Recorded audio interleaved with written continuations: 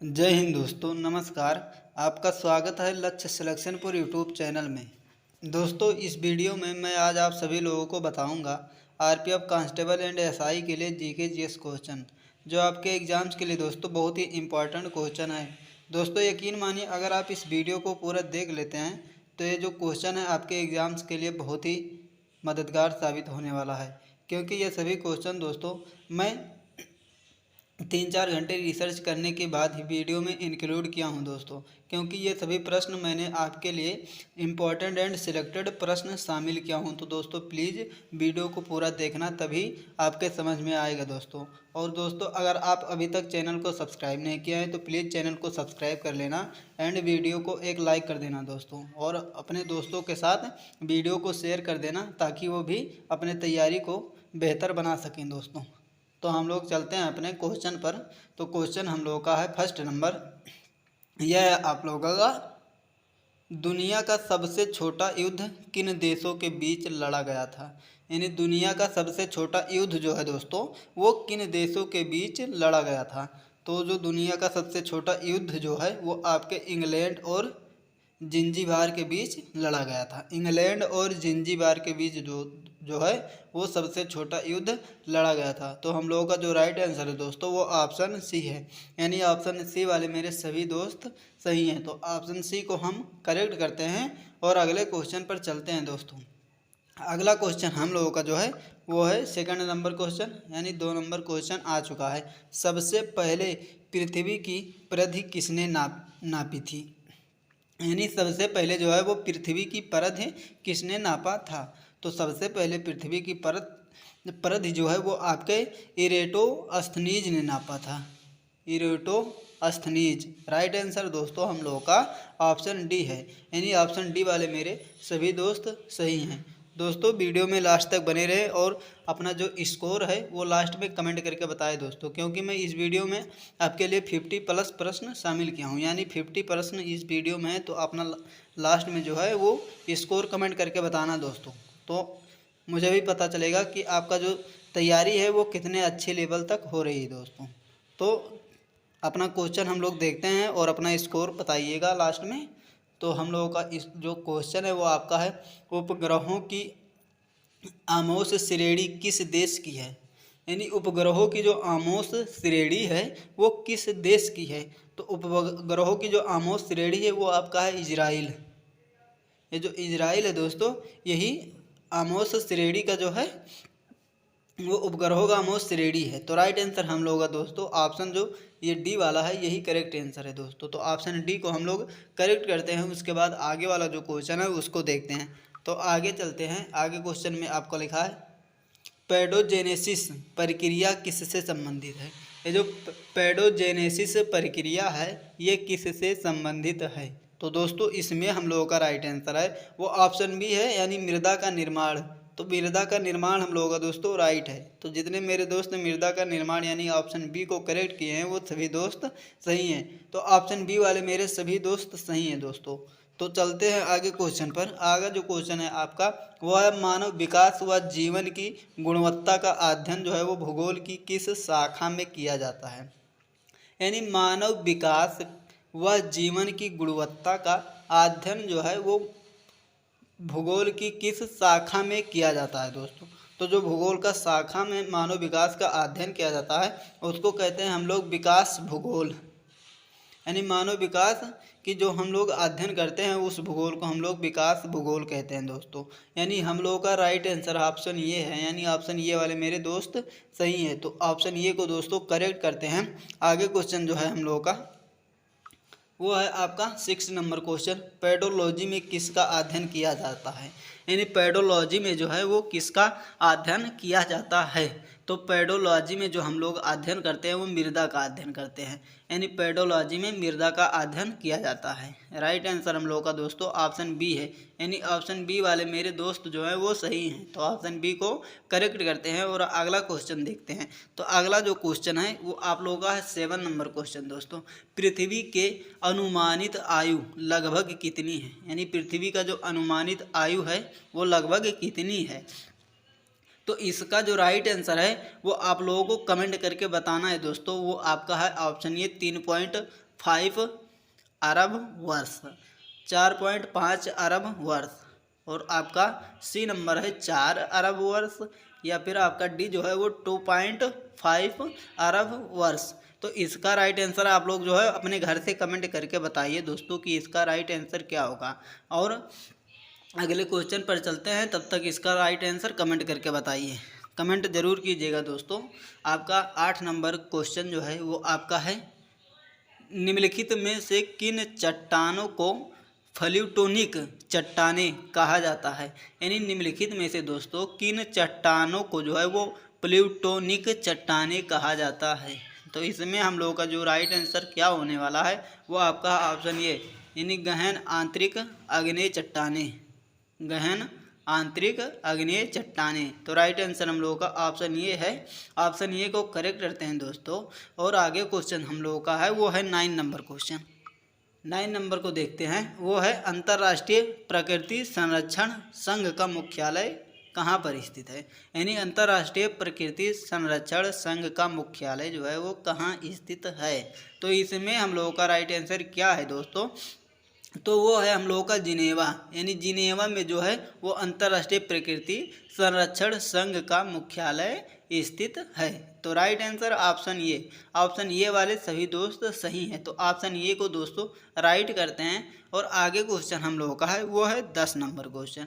तो 10 number question को देखते हैं दोस्तों, वो आपका निम्नलिखित में से किसे चमकीला घुमक्कड़ तारा कहा जाता है। यानी निम्नलिखित में से जो है वो किसे चमकीला ग्रह कहा जाता है, सीधा सा है चमकीला ग्रह कहा जाता है। तो चमकीला घुमक्कड़ ग्रह जो है वो आपका बृहस्पति है। राइट आंसर चमकीला घुमक्कड़ तारा बृहस्पति है आपका। और जो है ये शुक्र जो है ये आपका भोर का तारा है, शुक्र को हम लोग भोर का तारा कहते हैं। तो इसका राइट आंसर हम लोगों का ऑप्शन डी है, राइट आंसर ऑप्शन डी। तो ऑप्शन डी को करेक्ट करते हैं दोस्तों। और अगला क्वेश्चन जो हम लोगों का है, और इसको दोस्तों हम लोग चमकीला ग्रह कहते हैं। और ये जो है हम लोगों का राइट आंसर वो है चमकीला घुमक्कड़ तारा, यानी चमकीला घुमक्कड़ तारा ये है, और इसको केवल चमकीला कहते हैं। तो राइट आंसर ऑप्शन डी है दोस्तों, ऑप्शन डी को राइट करते हैं। उसके बाद और इसको लाल ग्रह के नाम से जाना जाता है दोस्तों, मंगल ग्रह को लाल ग्रह के नाम से जाना जाता है। आगे देखते हैं, आगे जो है हम लोगों का वो है 11 नंबर क्वेश्चन। निम्नलिखित में से कौन सी गर्त जो है वो प्रशांत महासागर में स्थित नहीं है। निम्नलिखित में से कौन सी गर्त जो है दोस्तों वो प्रशांत महासागर में स्थित नहीं है। तो जो आपका जावा ट्रेंच जो है ये आपके प्रशांत महासागर में स्थित नहीं है। राइट आंसर ऑप्शन जो हम लोगों का ये है, यही करेक्ट आंसर है दोस्तों। तो ऑप्शन ये को दोस्तों राइट करते हैं। और आगे जो है हम लोगों का क्वेश्चन वो है आप लोगों का 12 नंबर क्वेश्चन, यानी 12 नंबर क्वेश्चन दोस्तों आ चुका है। सुदूर उत्तर में प्रभुसत्ता संपन्न देश की कौन सी राजधानी स्थित है। यानी सुदूर उत्तर में प्रभुसत्ता संपन्न देश की कौन सी राजधानी स्थित है। तो इसमें राइट आंसर आप लोगों का 1 नंबर है, यानी ऑप्शन ये हम लोगों का राइट आंसर है, रेकजीविक। राइट आंसर ऑप्शन ये रेकजीविक। तो ऑप्शन ये को दोस्तों राइट करते हैं और आगे चलते हैं। आगे क्वेश्चन हम लोगों का है 13 नंबर क्वेश्चन, यानी 13 नंबर क्वेश्चन दोस्तों आ चुका है। ये आपका है ग्रीष्म उत्तरायण के दौरान सूर्य की किरणें जो है वो किस स्थान पर लंबवत पड़ती है। यानी ग्रीष्म उत्तरायण के दौरान सूर्य की जो किरणें है वो किस स्थान पर लंबवत पड़ती है। तो इसमें हम लोगों का राइट आंसर ऑप्शन सी है, यानी कर्क रेखा हम लोगों का राइट आंसर है।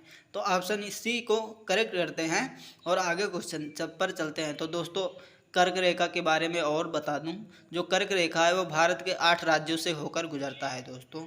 तो 8 राज्यों का नाम जो है आपको जानना है, तो मैं इसके बारे में बहुत ही डिटेल में बता चुका हूं। और मेरा जाके वीडियो आप लोग देख लीजिए, क्योंकि मैं इसके पहले बहुत सारी आरपीएफ जीके जीएस जो है वो बहुत मॉडल पेपर करवा चुका हूं दोस्तों। तो उन सभी वीडियो को आप लोग जाकर देख लीजिए, नहीं तो मैं आपको आई कार्ड में लगा दूंगा। यहाँ पर आपको जहाँ पर आरपीएफ जीके जीएस लिखा है यहाँ पर आपको वीडियो शो होगा, वहाँ पर क्लिक कीजिए और आप लोग देख लीजिएगा, नहीं तो मैं इंड स्क्रीन में लगाऊंगा, वहाँ पर देख लीजिएगा दोस्तों। चलते हैं अगले क्वेश्चन पर, वो है आपका 14 नंबर क्वेश्चन। आमतौर पर विषुवत रेखा के निकट स्थित महाद्वीपों के पश्चिम में क्या पाया जाता है? यानी आमतौर पर जो विषुवत रेखा के निकट स्थित महाद्वीप हैं उसके पश्चिम में क्या पाया जाता है? तो उसके पश्चिम में जो है वह मरुस्थल पाया जाता है। तो राइट आंसर हम लोगों का ऑप्शन बी है। ऑप्शन बी दोस्तों हम लोगों का करेक्ट आंसर है। तो ऑप्शन बी को करेक्ट करते हैं। अगला क्वेश्चन हम लोगों का है वो है 15 नंबर क्वेश्चन। 15 नंबर क्वेश्चन को देखते हैं। वो है आपका गन्ना उत्पादन में भारत का विश्व में कौन सा स्थान है? यानी गन्ना उत्पादन में भारत का जो विश्व में कौन सा स्थान है? तो इसका हम लोगों का राइट आंसर जो है वो आपका ऑप्शन बी है, दूसरा। यानी भारत का जो है वो गन्ना उत्पादन के मामले में भारत दूसरे स्थान पर है। तो राइट आंसर ऑप्शन बी है। ऑप्शन बी दोस्तों करेक्ट करते हैं। अगला क्वेश्चन जो है वो हम लोगों का है 16 नंबर क्वेश्चन, यानी 16 नंबर क्वेश्चन आपका है। निम्नलिखित में से किस क्षेत्र को अश्व अक्षांश कहा जाता है? निम्नलिखित में से किस क्षेत्र को अश्व अक्षांश कहा जाता है? तो अश्व अक्षांश जो है वो आपके उपोष्ण उच्च दाब क्षेत्र को कहा जाता है। उपोष्ण उच्च दाब क्षेत्र को अक्षांश कहा जाता है। राइट आंसर हम लोगों का जो है वो ऑप्शन बी है, यानी ऑप्शन बी दोस्तों करेक्ट है। और अगला क्वेश्चन आप लोग देख लीजिए। अगला है हम लोगों का 17 नंबर क्वेश्चन, यानी चोमोलुंगमा किस देश में स्थित है? जो चोमोलुंगमा है वो किस देश में स्थित है दोस्तों? तो चोमोलुंगमा जो है वो नेपाल में स्थित है। राइट आंसर ऑप्शन जो बी है ये करेक्ट आंसर है दोस्तों। तो ऑप्शन बी को हम लोग करेक्ट करते हैं। और अगला क्वेश्चन देखते हैं। तो अगला जो है वो हम लोगों का है 18 नंबर क्वेश्चन, यानी ध्रुवीय क्षेत्र टुंड्रा में किस जानवर की खाल का उपयोग एस्किमो वस्त्र के रूप में करते हैं? यानी ध्रुवीय क्षेत्र का जो टुंड्रा है वो किस जानवर की जो खाल है उसका उपयोग एस्किमो वस्त्र के रूप में करते हैं? तो एस्किमो वस्त्र के रूप में जो है वो आपके कैरिबो जानवर की खाल से करते हैं। तो राइट आंसर ऑप्शन ये हम लोगों का करेक्ट है। तो ऑप्शन ये करेक्ट कर देंगे। और आगे क्वेश्चन देखते हैं। वो है हम लोगों का निम्नलिखित में से सही जोड़े को चुनिए। यानी इनमें से जो है वो कौन सा सही जोड़ा है, उस सही जोड़े को हम लोगों को चुनना है। तो सही जोड़ा आपका है ऑप्शन ए, यानी मार्बल रूपांतरित चट्टान। मार्बल रूपांतरित चट्टान। राइट आंसर ऑप्शन ए, यानी ऑप्शन ए हम लोगों का दोस्तों करेक्ट आंसर है। तो ऑप्शन ए को राइट करते हैं और आगे चलते हैं। तो आगे जो है वो 20 नंबर क्वेश्चन है आपका। तीसरे विश्व के देश से अभिप्राय किन देशों से है? यानी तीसरे विश्व के देश जो हैं वो उनसे अभिप्राय किन देशों से है? तो तीसरे विश्व के देश से अभिप्राय जो है वो आपके हैं अल्प विकसित व विकासशील देश। इनसे जो अभिप्राय है वो अल्प विकसित व विकासशील देश अभिप्राय हैं। राइट आंसर दोस्तों ऑप्शन सी। तो ऑप्शन सी को करेक्ट करते हैं और आगे क्वेश्चन पर चलते हैं। अगला क्वेश्चन हम लोगों का जो है वो है 21 नंबर क्वेश्चन, यानी महान मेकोंग उप क्षेत्र के बारे में कौन सा कथन सही है? यानी महान मेकोंग जो उप क्षेत्र है उसके बारे में कौन सा कथन सही है? तो इसमें जो आपका कथन सही वो आपका ऑप्शन सी है, यानी यह एक विकास परियोजना है। ये जो है एक विकास परियोजना है। राइट आंसर हम लोग का ऑप्शन जो सी है यही करेक्ट आंसर है। तो ऑप्शन सी को दोस्तों करेक्ट करते हैं और आगे क्वेश्चन पर चलते हैं। तो आगे जो क्वेश्चन है वो है हम लोगों का 22 नंबर क्वेश्चन, यानी निम्नलिखित में से गलत जोड़े को चुनना है। इनमें से जो है वो कौन सा गलत जोड़ा है उसी को चुनना है। तो उपरोक्त सभी सही हैं, यानी ये जो उपरोक्त सभी दिए हुए हैं ये सारे के सारे सभी जोड़े गलत लिखे हुए हैं। तो हम लोग इस क्वेश्चन के अकॉर्डिंग जो राइट आंसर है वो ऑप्शन डी है। तो ऑप्शन डी को हम लोग करेक्ट करते हैं और आगे क्वेश्चन पर चलते हैं। तो आगे जो क्वेश्चन है वो आपका है 23 नंबर क्वेश्चन। तो 23 नंबर क्वेश्चन को देखते हैं। अंतर्राष्ट्रीय सीमा के संदर्भ में 0 पॉइंट का संबंध किस से है? यानी अंतर्राष्ट्रीय सीमा के संदर्भ में जो है वो 0 पॉइंट का संबंध जो है वो किससे है? तो इसमें जो 0 पॉइंट का संबंध है वो आपका ईरान व पाकिस्तान से है। ईरान व पाकिस्तान से है। तो राइट आंसर हम लोगों का जो है वो ऑप्शन जो है वो बी है। तो ऑप्शन बी को राइट करते हैं और आगे क्वेश्चन को देख लेते हैं। तो आगे जो क्वेश्चन है वो आपका है 24 नंबर क्वेश्चन। यह आपका है निम्नलिखित में से किस महासागर को हेरिंग पौंड भी कहा जाता है? निम्नलिखित में से जो है वो किस महासागर को हेरिंग पॉन्ड भी कहा जाता है? तो आपका जो अटलांटिक महासागर है इसे जो है हेरिंग पॉन्ड कहा जाता है, अटलांटिक महासागर। राइट आंसर जो ऑप्शन ये है, यही करेक्ट आंसर है। तो ऑप्शन ये को दोस्तों करेक्ट करते हैं और आगे जो क्वेश्चन है वो हम लोगों का है, वो है आपका पोर्तो रिको ट्रेच किस महासागर में स्थित है? यानी पोर्तो रिको ट्रेच किस महासागर में स्थित है? तो वो है आपके आर्कटिक महासागर में, यानी आर्कटिक महासागर में स्थित है। तो राइट आंसर जो हम लोगों का वो ऑप्शन जो है वो ये है। तो ऑप्शन ये को राइट करते हैं दोस्तों और आगे चलते हैं। आगे क्वेश्चन हम लोगों का जो है वो 26 नंबर क्वेश्चन है। तो 26 नंबर क्वेश्चन को देखते हैं। हार्डवुड लकड़ी अधिकतर किस प्रकार के वनों में पाई जाती है? ये जो हार्डवुड लकड़ी है दोस्तों, ये अधिकतर किस प्रकार के वनों में पाई जाती है? तो ये जो आपके भूमध्य रेखीय क्षेत्र के सदाबहार वन, यानी भूमध्य रेखीय क्षेत्रों के जो सदाबहार वन होते हैं उसी जगह पर जो है वो हार्डवुड लकड़ी सबसे अधिक पाए जाते हैं। तो राइट आंसर ऑप्शन जो ये है, यही हम लोगों का करेक्ट आंसर है। ऑप्शन ए को दोस्तों करेक्ट करते हैं और आगे क्वेश्चन जो है उसको देखते हैं। आगे क्वेश्चन आप लोगों का है, निम्नलिखित में से गलत कथन को चुनना है। जो इसमें गलत कथन है उसी को हम लोगों को चुनना है। तो इसमें हम लोगों का गलत कथन जो है वो आपका है ऑप्शन डी, यानी रेड इंडियंस दक्षिण अमेरिका के जो मूल निवासी हैं ये गलत है। यानी इस कथन के अकॉर्डिंग, यानी इस क्वेश्चन के अकॉर्डिंग हम लोगों का राइट आंसर ऑप्शन डी है, यानी रेड इंडियंस दक्षिण अमेरिका के मूल निवासी हैं, ये वाला गलत है। यानी राइट आंसर हम लोगों का ऑप्शन जो डी है यही करेक्ट आंसर है। तो ऑप्शन डी को दोस्तों करेक्ट करते हैं और आगे देखते हैं। तो आगे क्वेश्चन है हम लोगों का 28 नंबर क्वेश्चन, यानी वर्तमान समय में जैविक अपक्षय में सबसे बड़ा योगदान किसका है? वर्तमान समय में जो दोस्तों जैविक अपक्षय है उसमें सबसे बड़ा योगदान जो है वो किसका है? तो सबसे बड़ा योगदान जो है वो मानव का है, यानी मानव इसमें सबसे ज़्यादा योगदान दे रहा है। राइट आंसर जो हम लोगों का ऑप्शन सी है, ये करेक्ट आंसर है। ऑप्शन सी को करेक्ट करते हैं। अगला क्वेश्चन हम लोगों का है वो है 29 नंबर क्वेश्चन। और हाँ दोस्तों, 29 नंबर क्वेश्चन देखने से पहले मैं बोल दे रहा हूँ दोस्तों, वीडियो को लास्ट तक देखिएगा और पूरा समझ के जाइएगा, क्योंकि मैं बहुत ही अच्छे से आपको समझाता हूं दोस्तों। क्योंकि ये वीडियो बनाने में दोस्तों बहुत ही मेहनत लगता है, तब जाकर एक वीडियो तैयार हो पाता है दोस्तों। तो मेरे मेहनत को आप लोग स्वीकार कीजिए एंड वीडियो को पूरा देखिए और आपका भी फ़ायदा होगा दोस्तों, क्योंकि आपके एग्जाम्स में सभी प्रश्न छपने वाले हैं, क्योंकि मैं सिलेक्टेड एंड इम्पॉर्टेंट प्रश्न शामिल करता हूँ दोस्तों। यकीन मानिए, अगर आप इस वीडियो में से सभी क्वेश्चन को देख लेते हैं और अलग प्लेटफार्म पर जाकर अगर टेस्ट देंगे तो ये क्वेश्चन ज़रूर आपको देखने को वहाँ पर मिलेंगे दोस्तों।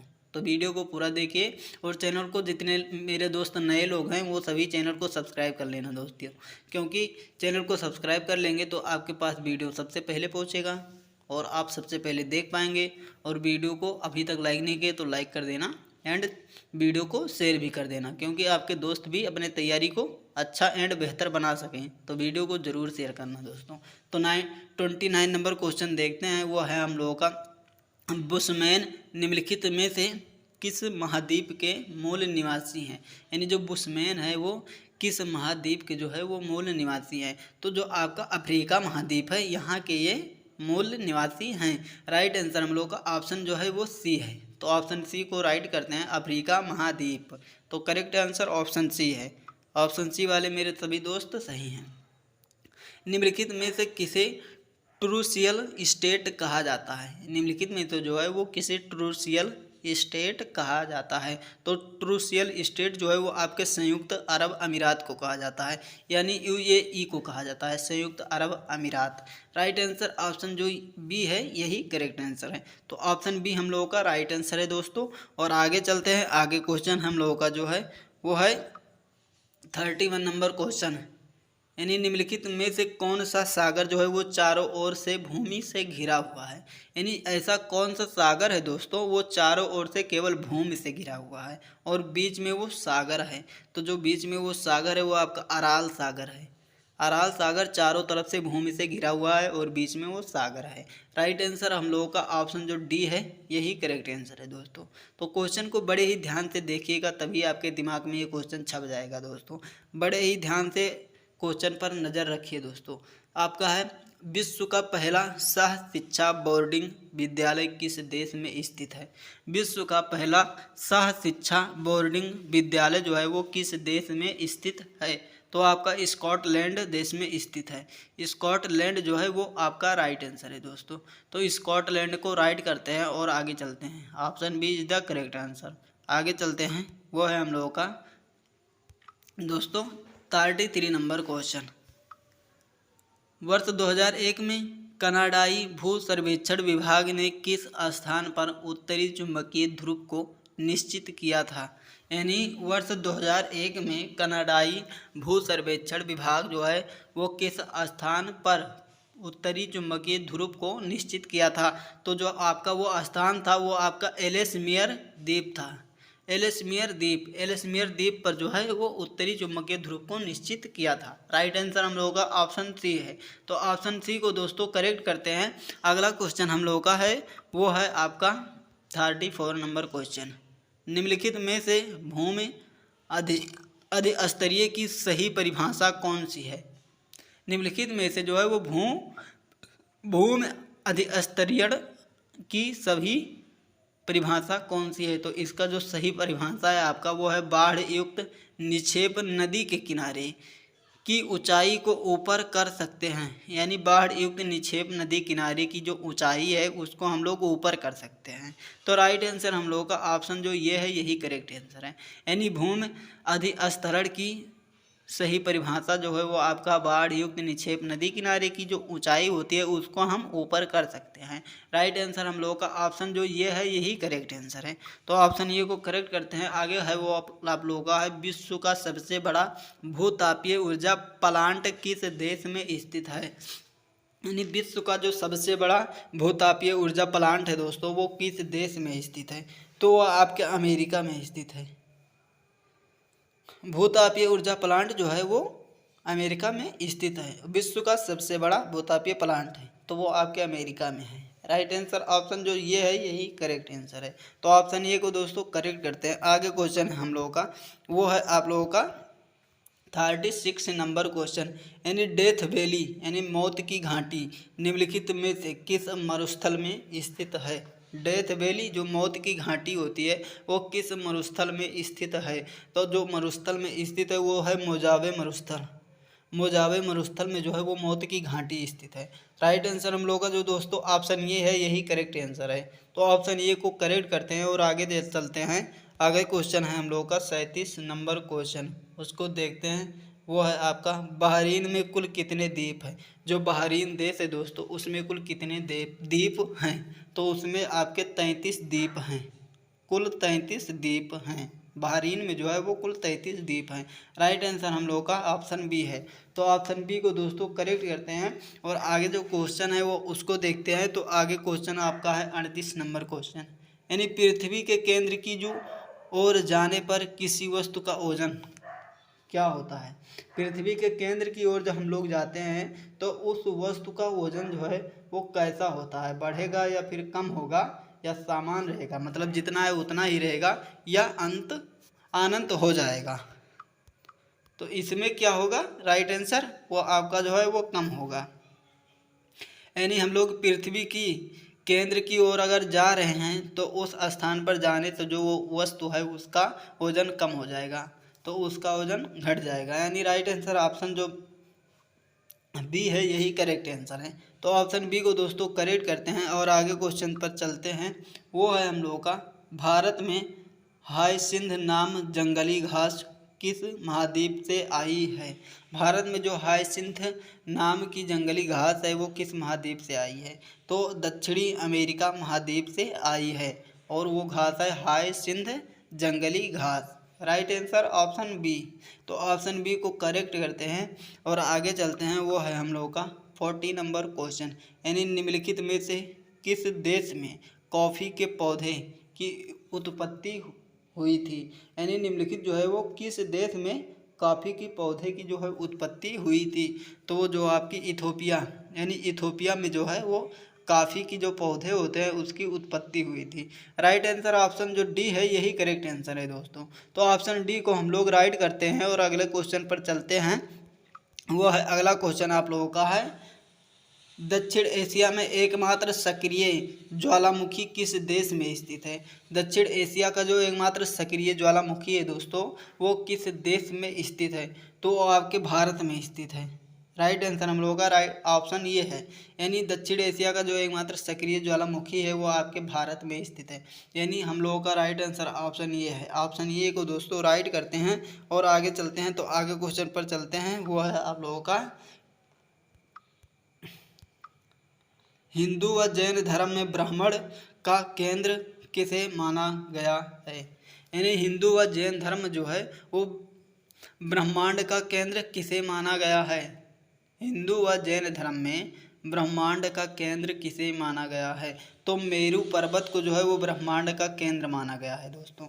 मेरू पर्वत जो है इसको ब्रह्मांड का केंद्र माना गया है हिंदू व जैन धर्म में। राइट आंसर ऑप्शन जो सी है यही करेक्ट आंसर है। तो ऑप्शन सी को राइट करते हैं और आगे क्वेश्चन पर चलते हैं। आगे क्वेश्चन वो है हम लोगों का, निम्नलिखित कथनों पर अवलोकन कीजिए। यानी ये जो कथन दिया है इस पर हम लोगों को पढ़ने के बाद विचार करना है। तो ये इसमें जो है उसको देख लेते हैं, बाकी इसका राइट आंसर आप लोगों को कमेंट कर कर ही बताना है। तो आपका है, तेल व गैस निर्यातक देश लेन देन के लिए अमेरिकी डॉलर का उपयोग करते हैं। यानी तेल व गैस निर्यातक के लिए दोस्तों, निर्यातक के लिए देश लेन देन के लिए जो अमेरिकी डॉलर का उपयोग करते हैं, तो जो देश होते हैं वो अमेरिकी डॉलर का उपयोग करते हैं कोई भी वस्तु का निर्यात जब करते हैं दोस्तों। और दूसरा आपका है, अधिकतर तेल व गैस उत्पादन देश एशियाई क्लियरिंग यूनियन मैकेनिज्म का उपयोग करते हैं। यानी जब अधिकतर तेल व गैस का उत्पादन जो उत्पादक देश होते हैं, यानी अधिकतर तेल व गैस का उत्पादन जो देश करते हैं वो एशियाई क्लियरिंग यूनियन मैकेनिज्म का उपयोग करते हैं। अब उपरोक्त में कौन सा कथन जो है वो सही है। आपका ये सही है, केवल फर्स्ट या केवल सेकंड, या फिर एक और दो, दोनों सही है, इनमें से कोई भी नहीं सही है। तो इसमें राइट आंसर क्या होगा, इसको कमेंट करके बताइए कि राइट आंसर क्या है दोस्तों, क्योंकि इसके बाद हम लोग अगला क्वेश्चन देखते हैं। और राइट आंसर जितना भी क्वेश्चन छूटा है उसका राइट आंसर कमेंट करके ज़रूर बताना दोस्तों, क्योंकि अगर आप कमेंट करेंगे तभी मुझे पता चलेगा कि आप लोग जो है वो बहुत अच्छे से तैयारी अपना कर रहे हैं दोस्तों। तो कमेंट ज़रूर कीजिए एंड लास्ट में अपना स्कोर भी कमेंट कीजिए दोस्तों। आगे चलते हैं। आगे क्वेश्चन हम लोगों का है, वो है, वाखान कॉरिडोर किन दो देशों के बीच थल सीमा का निर्माण करता है। वाखान कॉरिडोर जो है वो किन दो देशों के बीच थल सीमा का निर्माण करता है, तो आपके अफगानिस्तान व चीन के बीच जो है वो थल सीमा का निर्माण करता है Wakhan corridor. Right answer option D है, यही करेक्ट आंसर है। तो ऑप्शन डी को करेक्ट करते हैं और आगे चलते हैं। अगला क्वेश्चन आप लोगों का है, यदि पृथ्वी घूमना बंद कर देती है, जो पृथ्वी है वो घूमना बंद कर देती है, तो किस स्थान पर किसी वस्तु के भार पर सबसे कम असर पड़ेगा। यानी इस क्वेश्चन का कहने का मतलब है दोस्तों कि यदि पृथ्वी जो है वो घूमना बंद कर देती है तो किस स्थान पर जो है वो किसी वस्तु का भार है वो सबसे कम असर पड़ेगा। यानी कोई भी वस्तु है वो सबसे कम किस स्थान पर उसका असर पड़ेगा, तो जो आपका है उत्तरी ध्रुव, उत्तरी ध्रुव जो है वो आपका वहाँ पर सबसे कम असर पड़ेगा। राइट आंसर जो हम लोगों का ऑप्शन बी है, यही करेक्ट आंसर है। तो ऑप्शन बी को राइट करते हैं और अगले क्वेश्चन पर देखते हैं। वो है आप लोगों का, भूगर्भिक रिफ्ट अथवा भ्रंश का कारण किस स्थलाकृति की रचना होती है। यानी भूगर्भिक रिफ्ट अथवा भ्रंश जो है वो उसका कारण किस स्थलाकृति की रचना होती है, तो आपका रिफ्ट घाटी की रचना होती है। यानी रिफ्ट घाटी स्थलाकृति की रचना होती है। राइट आंसर ऑप्शन ये है, यानी ऑप्शन ये को दोस्तों राइट करते हैं और आगे क्वेश्चन पर चलते हैं। अगर आप यहाँ तक वीडियो में बने रहे हैं दोस्तों तो वीडियो को लाइक ज़रूर कर देना, क्योंकि सभी क्वेश्चन इंपॉर्टेंट है दोस्तों और मैं आपके लिए बहुत ही मेहनत करता हूं दोस्तों। तो मैं आपका जो कहना है वो मानता हूं और आपके लिए वीडियो मेहनत से बनाकर लेकर आता हूं दोस्तों, क्योंकि ये एक वीडियो आधा घंटा की बनाने में बहुत ज़्यादा टाइम लग जाता है दोस्तों एंड बहुत ही मेहनत करके वीडियो बनाता हूं। तो प्लीज़ वीडियो में अपना प्यार दिखाइए दोस्तों एंड मेरा सपोर्ट कीजिए, उसके बाद मैं आपको डिजिटल बोर्ड पर पढ़ाना शुरू कर दूँगा दोस्तों। तो आप मेरा सपोर्ट कीजिए तभी ये सब हो पाएगा, क्योंकि आपके सहायता एंड सपोर्ट से ही सब कुछ हो सकता है दोस्तों। 47 नंबर क्वेश्चन आपका है, अफ्रीकी देश गाम्बिया किस एकमात्र देश से घिरा हुआ है? अफ्रीकी देश जो है वो गाम्बिया, अफ्रीकी देश गाम्बिया जो है वो किस एकमात्र देश से घिरा हुआ है? तो जो आपका सेनेगाल यानी सेनेगल देश है, इससे गाम्बिया पूरी तरह से घिरा हुआ है। Right answer option B, option B को करेक्ट करते हैं। एंड अगले क्वेश्चन पर चलते हैं। तो अगला जो क्वेश्चन है हम लोगों का 48 नंबर क्वेश्चन है। अफ्रीका के पोम्बा और जंजीबार द्वीप किसकी खेती व निर्यात के लिए जाने जाते हैं? यानी अफ्रीका के जो पोम्बा है और जंजीबार द्वीप हैं, ये किसकी खेती व निर्यात के लिए जाने जाते हैं, यानी किसकी खेती या निर्यात के लिए प्रसिद्ध हैं दोस्तों? तो आपका लौंग यानी लौंग के लिए जो दोनों हैं वो पोम्बा और जंजीबार लौंग के लिए बहुत ज़्यादा प्रसिद्ध हैं एंड बहुत ही ज़्यादा जाने जाते हैं। राइट आंसर ऑप्शन जो हम लोगों का ये है, ये करेक्ट आंसर है दोस्तों। अगला क्वेश्चन आप लोगों का है वो आपका 49 नंबर क्वेश्चन, निम्नलिखित कथनों पर विचार करना है। यानी जो कथन दिया हुआ है इस पर हम लोगों को पढ़ने के बाद तर्क देना है, विचार करना है। बेलेरिक द्वीप भूमध्य सागर में स्थित है। बेलेरिक द्वीप जो है दोस्तों ये भूमध्य सागर में स्थित है। कोर्सिका और सांद्रिनिया द्वीप इटली की पश्चिम में स्थित है। कोर्सिका और सांद्रिया द्वीप जो है ये इटली की पश्चिम में स्थित है। और उपरोक्त में से कौन सा कथन जो है वो सत्य है, यानी इस कथन के हिसाब से कौन सा जो है वो सत्य है? तो इसमें आपका जो सत्य है यह आपका दोनों सत्य है, यानी जो दोनों कथन दिया हुआ है ये दोनों आपका सत्य है, एक और दो दोनों सही है। तो राइट आंसर ऑप्शन जो सी है यही करेक्ट आंसर है। तो ऑप्शन सी को करेक्ट करते हैं एंड लास्ट क्वेश्चन को देख लेते हैं। तो लास्ट क्वेश्चन हम लोगों का है वो है आपका अफगानिस्तान का हेलमंद प्रांत किसकी खेती के लिए प्रसिद्ध है? अफगानिस्तान का जो हेलमंद प्रांत है दोस्तों ये किसकी खेती के लिए प्रसिद्ध है? तो ये आपके अफीम के लिए प्रसिद्ध है। अफगानिस्तान का हेलमंद प्रांत जो है ये अफीम की खेती के लिए प्रसिद्ध है। दोस्तों अगर आप यहाँ तक अपना प्यार सपोर्ट दिखा दिए हैं एंड क्वेश्चन को पूरा देख लिए हैं तो आप अपना स्कोर जो है वो कमेंट करके ज़रूर बताइए कि आपका 50 में से कितना क्वेश्चन सही गया।